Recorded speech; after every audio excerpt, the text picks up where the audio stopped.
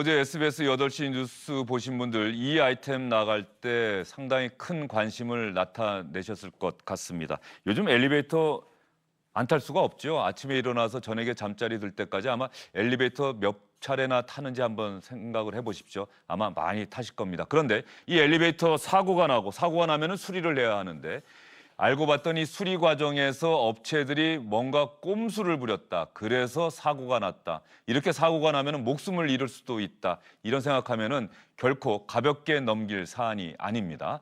이 내용을 직접 취재한 SBS 보도국 정책사회부의 한지연 기자 이 자리에 나와 있습니다. 어서 오십시오. 안녕하세요. 어제 리포트의 핵심적인 내용은 사고가 나는데 알고 봤더니 부품에 뭔가 문제가 있었다. 이런 내용이었죠? 네, 예. 맞습니다. 어떤 문제들이 있었다는 거죠? 그러니까는 뭐 엘리베이터에서 사고가 너무 잦게 일어나니까 이제 입주민이 이게 좀 이상하다 싶어서 이렇게 알아봤더니 인버터라는 그런 부품에서 이제 문제가 생겼고요. 근데 이게 인버터? 업체 측에서 고장을 수리했는데도 불구하고 이게 계속 발생을 하니까 이걸 이상하게 여겨서 제품 그 제조한 업체의 시리얼 넘버를 일일이 다 대조해가면서 제조 연도를 알아봤습니다. 그랬더니 신품이라고 설치된 인버터가 대부분 10년, 많게는 16년 전에 제조된 거였죠. 승강기 21대 중에서 10억 대에서 발견됐고요. 인버터 신품이 가격이 500~600만 원 정도 합니다. 그리고 중고품은 200~300만 원 정도 하는데요. 2배 정도 뻥튀기를 해서 차익을 본 겁니다. 인버터라고 하는 부품, 지금 아마 한지연 기자가 옆에서 지켜보고 있는 것 같은데 어떤 기능을 수행하는 부품이에요, 인버터가? 전력 공급을 하는 그런 부품이거든요. 예. 네, 그거 전력 공급과 관련된 부품이라고 보시면 됩니다. 그러면 엘리베이터 관리업체, 뭐 만든 업체도 있고 관리업체는 따로 있을 수도 있고 제조업체가 그냥 같이 할 수도 있는 거죠? 네. 예. 그러니까 세 가지로 이게 구조를 먼저 설명을 좀 예. 해드려야 되는데요. 그러니까는 이 업계가 세 가지로 나눌 수 있습니다. 제조업과 예. 그다음에 설치업, 그다음에 유지 관리업 이 세 가지로. 엘리베이터를 만든 업체, 네. 그다음에 이거를 저 아파트나 건물에 설치하는 업체, 네. 그다음에 또 관리하는 업체. 네, 네. 이게 다 같을 수도 있고 한 업체가 할 수도 있고 네. 따로 할 수도 따로 있고. 할 수도 있고 경험업을 예. 할 수도 있는 거죠. 예. 예. 그런 상황에서 일단 문제는 어제 그 보도 내용 보면은 부품은 다를 수도 있으니까 바꿔야 하는데 바꾸면서 이거 신품으로 바꿨습니다라고 했는데 알고 봤더니 신품이 아니라 10년이 넘은 옛날 부품을 썼다. 네. 중고 부품을 썼다. 이 내용이죠. 네네. 그러면 엘리베이터 성능에 엄청난 악영향이 미쳐질 수 있는 겁니까? 전문가들은 그렇게 이야기를 하던가요? 어떤가요? 많게는 16년까지, 그러니까는 신품이라고 속이고 예. 16년 전에 제조된 거를 이미 참. 많이 쓴 중고품을 갈아 끼운 거죠. 예. 예.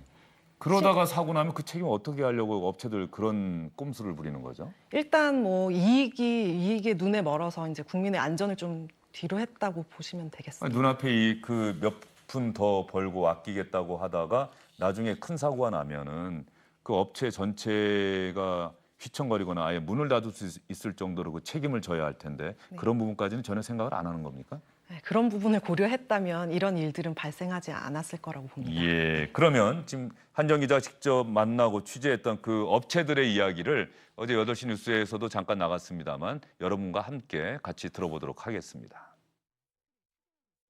고객은 모르잖아요. 겉포장은 일단은 새 것처럼 보이잖아요.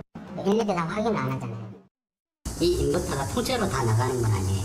근데 에러가 떴다고 이래가지고 여기 인버터를 통째로 바꿔요. 단가가 500에서 600만 원.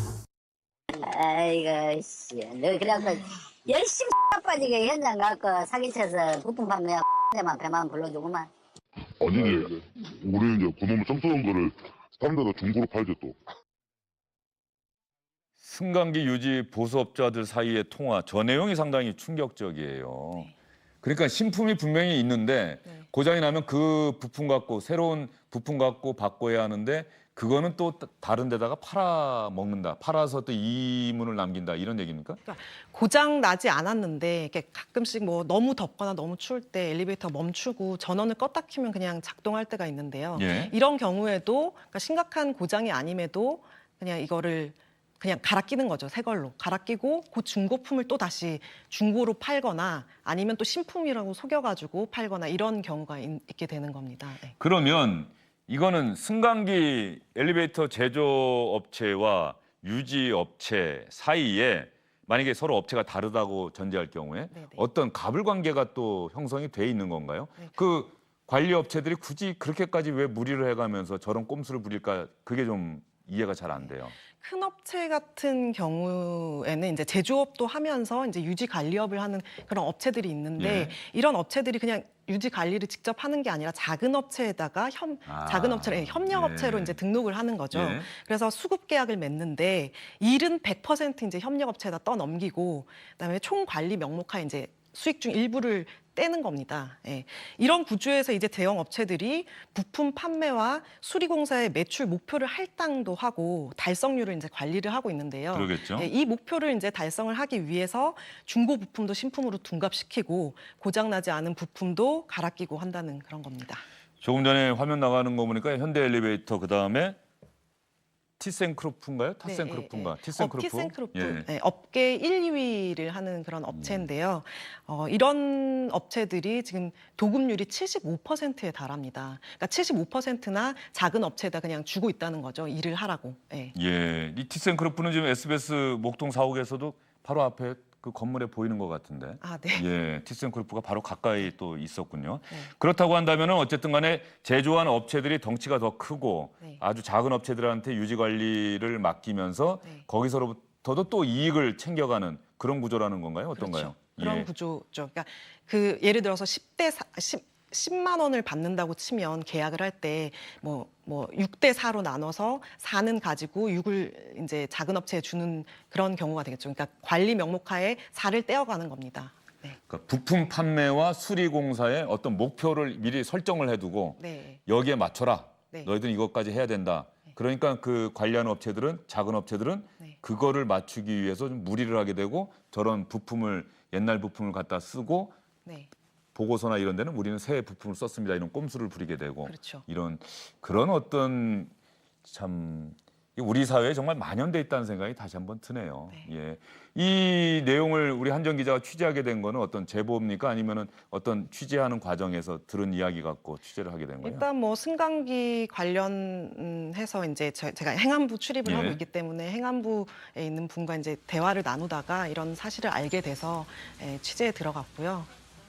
그 엘리베이터 사고가 나게 되면은 인사 사고로 목숨을 잃을 수도 있는 사고로도 충분히 이어질 수도 있고 아니면 목숨을 잃지 않는다고 하더라도 상당 기간 엘리베이터 안에 갇혀 있으면 많은 분들이 오랜 기간 후유증 호소하고 정말 중요한 사안인데 말이죠. 그 행정안전부 방금 이야기하셨는데 정부 차원에서는 그러면 이거 이제 한정 기자가 보도해서 세상에 알려졌잖아요. 네네. 행정안전부에서는 어떤 대책 같은 것들 준비를 하고 있습니까? 어떻습니까? 행안부가 지난 5월에 입법 예고를 한 그 시행령과 시행 규칙 개정안에 이제 이런 내용들을 좀 많이 담고 있는데요.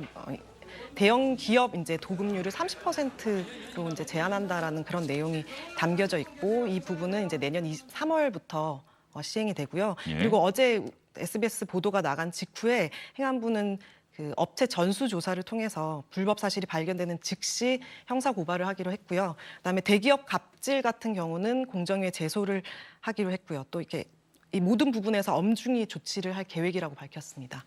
처음에 한정 기자가 했던 이야기 사실 잠깐 놓치고 갈 수도 있는데 이 내용이 알려지게 된 게 어떤 정부나 업체가 스스로 점검해서 알려진 게 아니라 아파트 입주민이 왜 자꾸 이렇게 고장이 나지? 매우 특이한 케이스죠. 예, 그 입주민이 없었다고 한다면 이것도 세상에 절대 밝혀지지 않았겠죠. 예, 바로 그런 면에서 본다고 한다면 깨어있는 시민 그리고 열심히 취재하는 현장 기자가 세상을 바꿀 수 있다. 조금이라도 이런 생각이 다시 한번 듭니다. 한정 기자 수고 많으셨어요.